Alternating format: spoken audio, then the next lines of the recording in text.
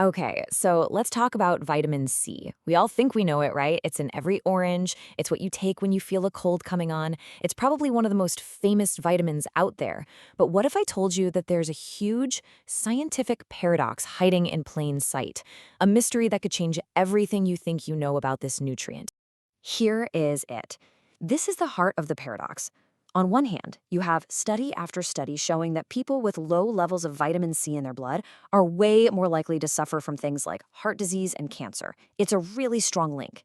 But, and this is a huge but, when scientists actually run the experiments, the gold standard clinical trials where they give people vitamin C pills, poof, the benefits just disappear. The supplements don't seem to prevent those diseases at all. So, what is going on here? How can both of these things be true at the same time? It feels like a total contradiction. Well, to figure this out, we need to stop looking at the supplement bottle and start looking at what's happening deep inside our own cells. And that brings us to our number one suspect in this whole mystery: sugar. Yeah, it turns out vitamin C has a molecular enemy, a rival, and it's something most of us eat all day, every day. The scientific name for this is glucose ascorbate antagonism, or GAA for short. And the idea is actually pretty simple. If you look at a molecule of glucose and a molecule of vitamin C, they look almost identical. They're like two different keys that are cut to fit the exact same lock. And that lock is the doorway into our cells. So they're constantly competing to get inside. And here's the kicker. When there's a lot of sugar around, glucose pretty much always wins that fight. So think about it. You feel a sniffle, and you chug a big glass of sweet orange juice thinking you're loading up on vitamin C.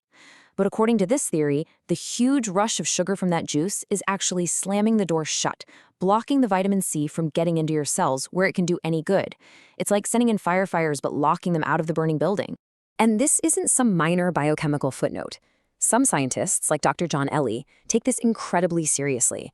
He famously said that just thinking of vitamin C as a vitamin, something you only need a tiny bit of, is a lethal error because it completely ignores this constant, high-stakes battle with sugar. Okay, so this whole sugar competition thing explains what's happening in our bodies right now. But why? Why are we designed this way? Well, for that answer, we have to jump in a time machine and go back about 60 million years.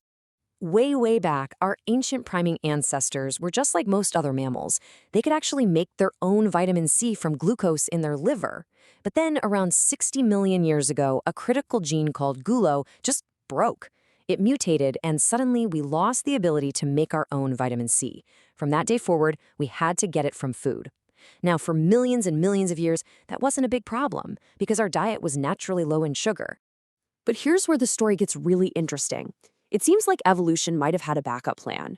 Right around the same period we lost that gulo gene, we also lost the ability to break down something called uric acid.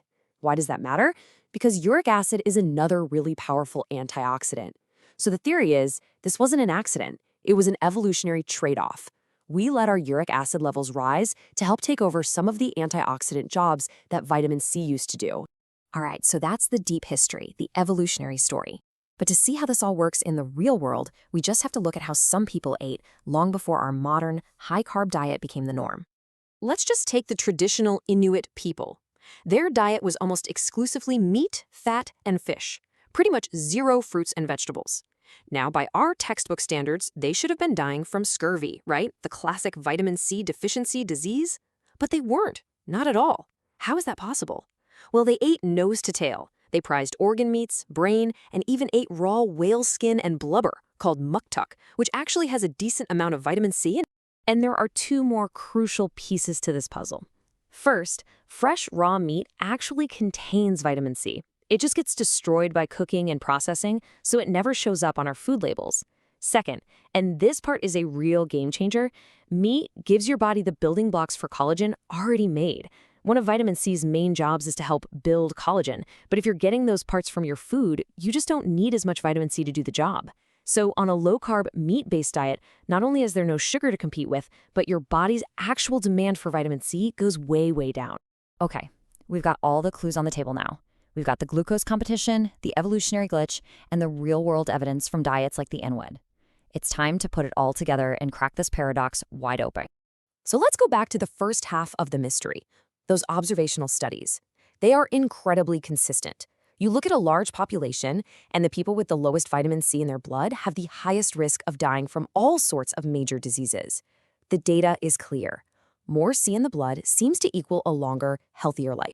But then you turn around and look at the clinical trials. This is the other side of the paradox. Scientists give thousands of people high-dose vitamin C pills for years, and nothing. No significant impact on mortality, no drop in heart disease, not really any effect at all. How can these two realities possibly exist at the same time? Well, the solution becomes clear once you factor in that glucose competition. See, it's not about how much vitamin C is floating around in your blood. It's about how much is getting inside your cells. Here's how it works. A high-sugar diet leads to high blood glucose. That glucose then muscles vitamin C out of the way, preventing it from getting into the cells. So you end up with cells that are basically starving for vitamin C, even if you're taking supplements. They are functionally deficient, and that is what's really linked to disease. The low vitamin C in those early studies wasn't the cause of the disease. It was just a sign, a marker of a diet that was probably high in sugar and processed foods. That diet was the real villain all along. So what do we do about it? Well, this new understanding really leads down two different paths. One idea is to just megadose vitamin C. Take thousands and thousands of milligrams a day to try and brute force your way past the glucose. But another idea is to just attack the problem at its source, reduce the glucose. Change the diet, cut the sugar and carbs, and remove the competition. If you do that, then even a small amount of vitamin C can work incredibly well. This whole vitamin C paradox, it's about more than just one vitamin. It really forces us to take a step back and question how we think about nutrition entirely, especially what it means for something to be essential. Get this, even the man who won the Nobel Prize for discovering vitamin C, Albert Szent-Györgyi, thought we were getting it all wrong. He said that medicine just took this super narrow view. If you don't have scurvy, you're fine. But what if not getting scurvy is just the absolute bare minimum? What if our real optimal need for vitamin C is way, way higher and totally dependent on what else we're eating? And to really get a sense of the scale here, just look at other animals. The vast majority of mammals still make their own vitamin C. And they make a lot. On average, about 50 milligrams per kilogram of body weight. Now, for a 154-pound human, that's the equivalent of making 3,500 milligrams a day. That's a massive amount compared to our tiny recommended daily allowance. It kind of suggests our biology is built for a much higher intake than we think. In the end, this whole story isn't just about vitamin C. It's a perfect example of how the context of our diet changes absolutely everything. A nutrient isn't just a chemical in a pill. Its job, its very function, depends on the entire food environment around it. And that leaves us with one last, pretty unsettling question. If we could be this wrong about something as fundamental as vitamin C, what else are we getting wrong?